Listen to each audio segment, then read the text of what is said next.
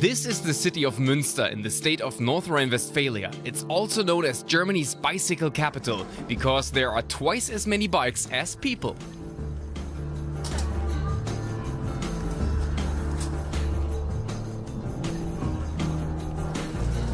There is a huge bicycle rental, parking and service garage right at the central train station. It's got room for 3,300 bikes, very convenient, especially for commuters. You can have your cycle repaired, serviced or even washed. It's all here. And tourists like me can even rent a bike to explore the city.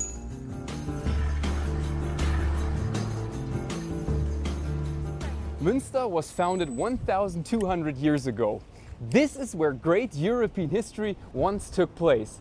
But in matters of environmental protection, Münster also has a great reputation and is considered a green city. Sounds like an exciting day to me.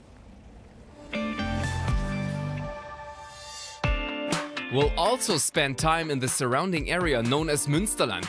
We'll see lots of lovely castles and visit a diving park where you can explore an underwater world. We'll also see the spectacular scenery of Newfoundland sent in by a viewer.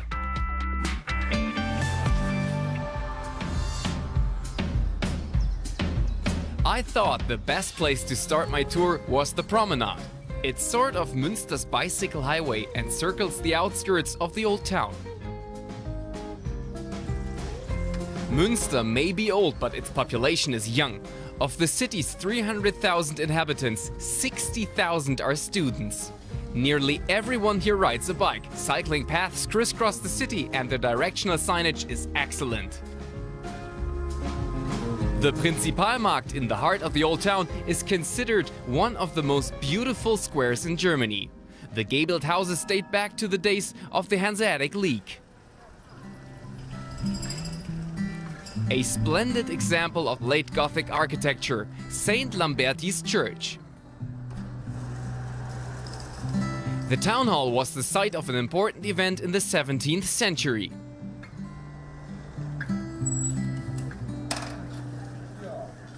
In recognition of that, it was awarded the European Heritage label. In the council chamber, known as the Friedenssaal today, I have an appointment with historian Franz Josef Jacobi. What happened here in this room in 1648? Part of the Peace of Westphalia was signed in this room. The special peace, the separate peace between the Spanish Habsburgs and the rebellious Calvinist northern provinces of the Netherlands. Let's go over here. Oh, can we go behind the barrier? This is a depiction of the council chamber, just as you also see it now, and the swearing of the oath of the ratification. The contractual document is in this casket. The Spaniards are swearing on the Bible, as you see on the right. The Dutch are raising their hands to take their oath. They all look so alike. They have the same hairstyle. Was that usual for the time? If you look closely, they do differ, of course. The Dutch are wearing more mercantile clothing, and the Spanish are wearing the diplomatic garb of the time. What did that peace mean for Europe at that time? The conclusion of the Peace of Westphalia, the great overall peace agreement, put an end to the 30 Years' War. Many have spoken of the fact that it was also the birth of international law. An essential point was recognition, the absolute guarantee of the independence of sovereign nations. What was significant about it? Negotiations were used to resolve the conflict. There was no ceasefire until this peace agreement was reached. And you could negotiate a peace treaty without there being clear victors and vanquished. That was unique at the time. And Münster played a big part in that event. What does that mean to the Münster of modern day? We've thought a lot about the relevance of the events back then to the present day, and in my view it boils down to this, that it is possible to resolve conflicts through negotiation instead of violence. We highlight that central value in the commemorative events that take place every year. And Münster is offering itself as a place of negotiations for solving conflicts worldwide. And to some extent, that has already begun.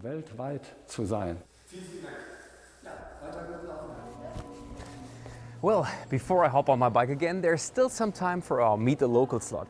Our viewer, Diego Gamboa, shows us the capital of Uruguay, Montevideo. By the way, according to a study, it's the city with the highest quality of life in South America.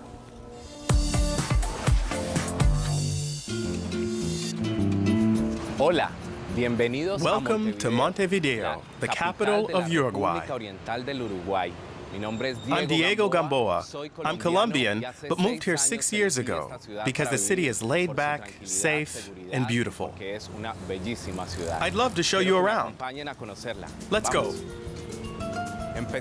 We're starting our tour on the Plaza Independencia, the city's main square. Among the noteworthy buildings here is the Palacio Salvo. Until 1935, it was the tallest building in South America, and it's now part of our national heritage. There's also the Gateway of the Citadel, which is all that remains of a fortification that protected the city in the colonial era. Now it's at the entrance to the Old Town. A pedestrian zone with shops, restaurants, museums, and offices runs right through the Old Town. Montevideo has 1.5 million residents, almost half the population of Uruguay. With 3.5 million inhabitants, it's a small country.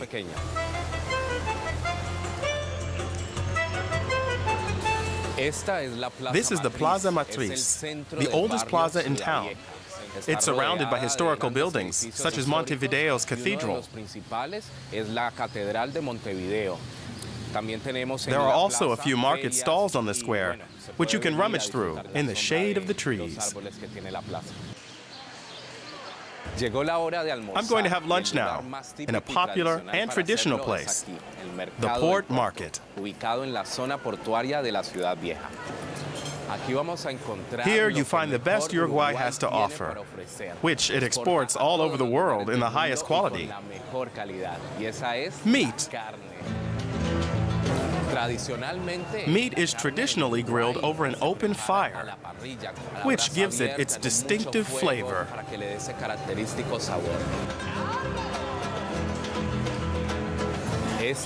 This is a typical Uruguayan mixed grill. A bit of everything. Delicious. Montevideo is situated on the shore of Rio de la Plata and has lots of beaches. One of the loveliest is Pocitos Beach.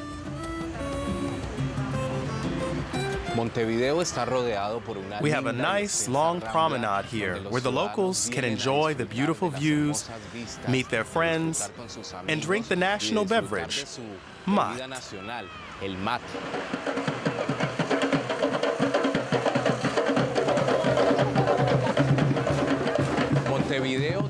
Montevideo has the world's longest carnival. It lasts 40 days. Participants prepare for it all year long. Every neighborhood has its own group of performers. We're in Parque Rodó, Montevideo's oldest and largest park, to watch the group here.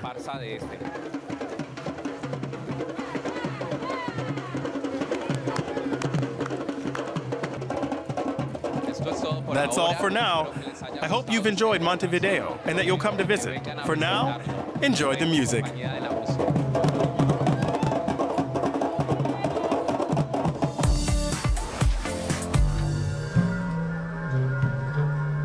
Now I'd like to pay a visit to Münster Cathedral. It was built in the 13th century and is a city landmark. About 90% of the old town was destroyed during World War II. In many large German cities, the ruins were replaced by modern buildings after the war. But in Münster, the people reconstructed their old town, at least in part, as it once was. The cathedral suffered heavy damage, but thanks to the determination of the locals, it was reconstructed by 1956. Münster, by the way, is a Catholic bishopric. I've been given special permission to go behind the altar to the cathedral. It's where the bishop sits during Mass.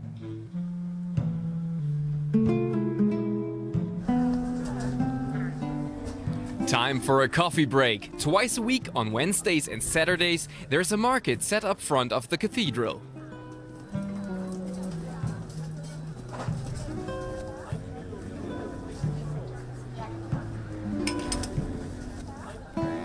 You can pick up homemade delicacies and organic products.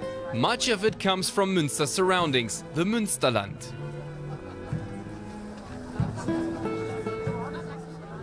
Which is also worth exploring, because there are more than 100 castles and palaces. Of course, the best way to do a trip to the countryside is by bike.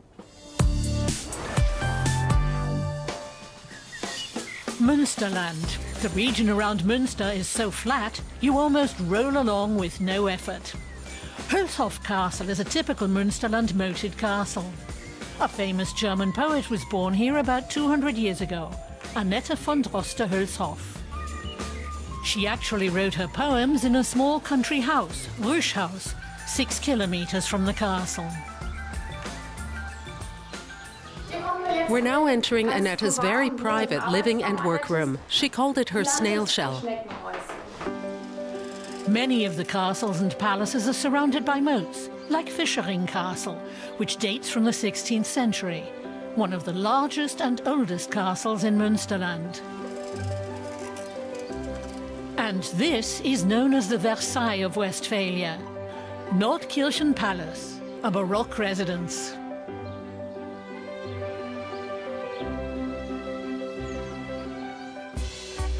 Several of the rooms are open to the public. In others, people study, because Nordkirchen Palace is also home to a state-run technical college. Münsterland has 4,500 kilometers of bicycle paths. One popular destination is Warendorf, the horse capital of Germany. Tourists from all over the world come here because it's a center of horse breeding and equestrian sports. Some 100,000 horses are said to live in Münsterland, more than almost anywhere in Europe. Horses have been bred at the North Rhine-Westphalian state stud for nearly 200 years. You can take a tour of the stud farm. There are 160 horses in residence, used as breeding stock and to train professional riders. But whether on a horse or a bicycle, the best way to explore Münsterland is in the saddle.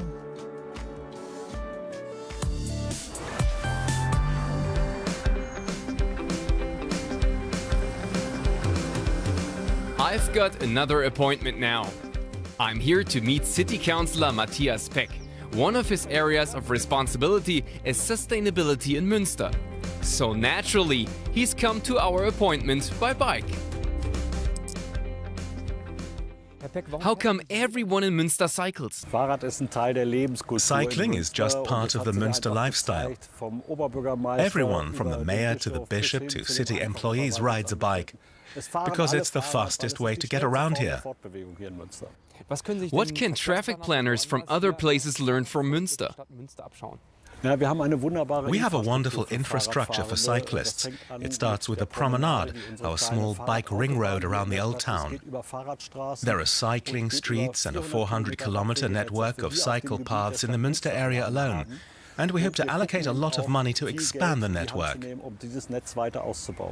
Münster has also won awards for climate protection and its energy policy. What have you done to achieve that? One measure is the change in pension funds for employees and staff in the city of Münster. Here, the council consciously decided on diesel and CO2 neutral investment, avoiding child labor, avoiding businesses that invest in armaments, in order to point the way to climate protection and sustainability. Climate protection has a long tradition in Münster. Since the late 1990s, we've even had a department in the city administration devoted to the climate and energy. And we engage the public in discussions on these issues such as wind turbines. We have our own combined cycle power plant and funding programs for solar energy, so it is a central focus. Münster is considered a green city. How much is that the result of citizen involvement? We're very interested in discussing and even deciding fundamental questions with our citizens. That's also because we're a very young city with many university students, but also a very committed city, which weighs in on many social issues, and we're quite proud of that. Do you always bike or do you have a car? I do have a car, but use it very rarely. I drive less than 5,000 kilometers a year. Thanks for your time. My pleasure. And off we go.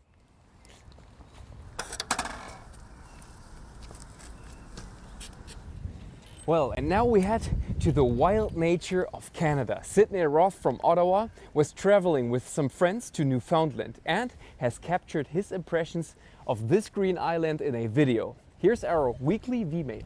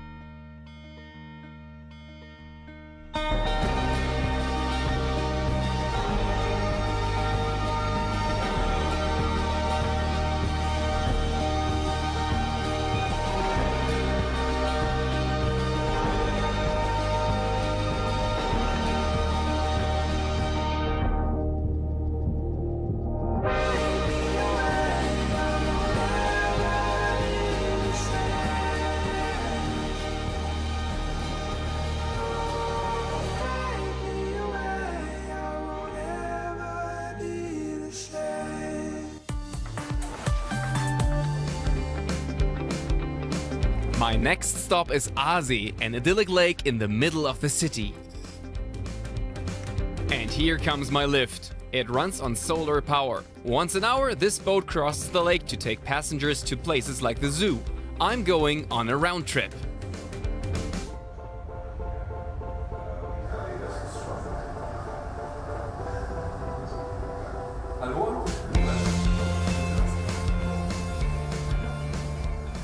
You're a captain, but not a typical captain. You skipper a solar-powered boat. Is that something you're proud of?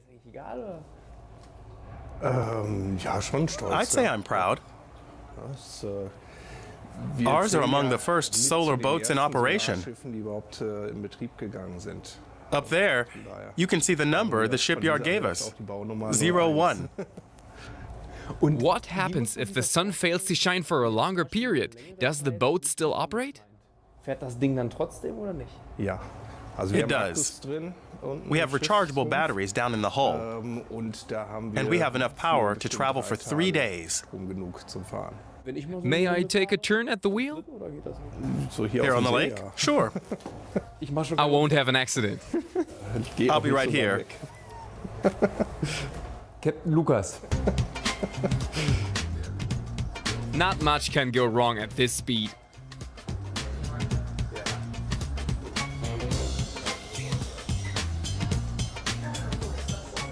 Sebastian, you want to take over? If you want. I've had enough. Surrounding the lake is a 90-hectare park. Münster is green in more ways than one.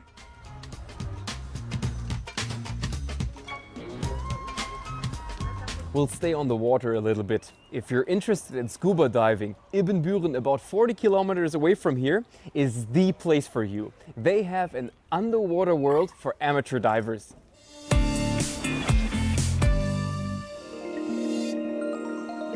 A man-made diving park, 120 metres long and 60 metres wide.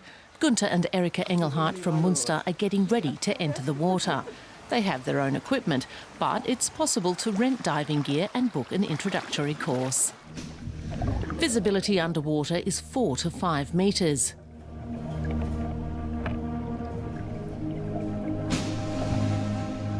European sturgeon inhabit the park. These are about 2 metres in length, but they can grow up to 6 metres. It's a fantastic experience. I'm not afraid of the fish because they don't harm you, but they're huge. And when you suddenly have a fish swimming below you, and the next comes from the side, and another comes along above you, sometimes they do actually touch you. The couple swim along steep reef-like walls to a temple with columns that are 5 metres tall. It's a bit mysterious. You feel like an underwater archaeologist. The water is slightly murky, and then suddenly figures appear out of nowhere.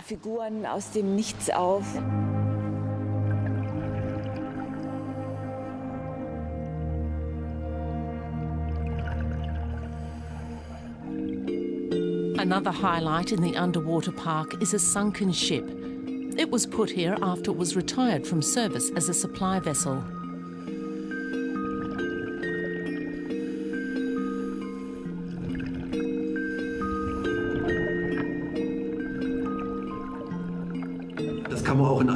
You can't see it all in a single dive. The complex is simply too large. There's a new surprise around every corner.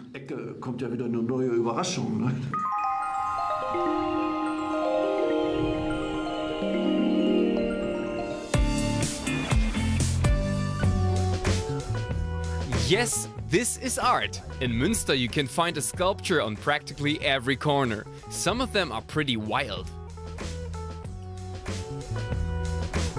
Like the 100 arms of the Guanyin. These artworks were installed as part of the ongoing Sculpture Projects Münster exhibition. A free app provides more about the sculptures and their creators. This art exhibition takes place in public spaces only every 10 years, so we can look forward to 2027. Here are a few impressions of what's going on in the city during this event.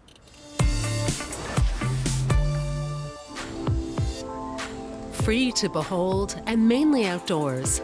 The last time 35 artists from around the world exhibited their work in Münster was in summer 2017. Many public spaces became stages, like this one, performance art in the historical town hall. In the city's inland harbour, Ayşe Erkmen from Turkey installed an underwater bridge. And on the promenade, a fountain with plaster and bronze figures by Nicole Eisenman from New York.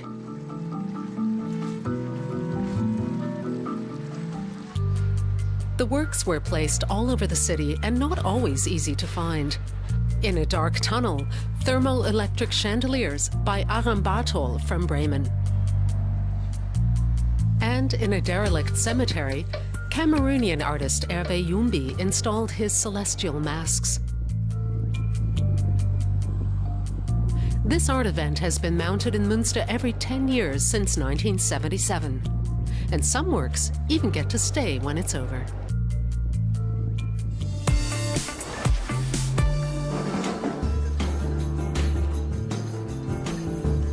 My final stop today is the Kuhviertel, a lively quarter popular with students. I'm going to pop into a quaint traditional restaurant called Pinkus Müller.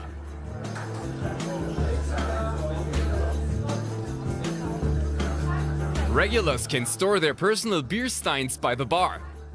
By the way, organic beer has been brewed here since 1978. Just the place to reflect on my day in Münster.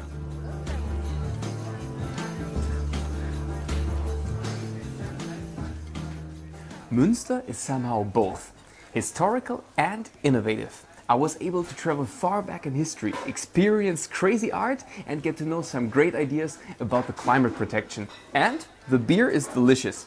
So Münster is definitely worth a visit.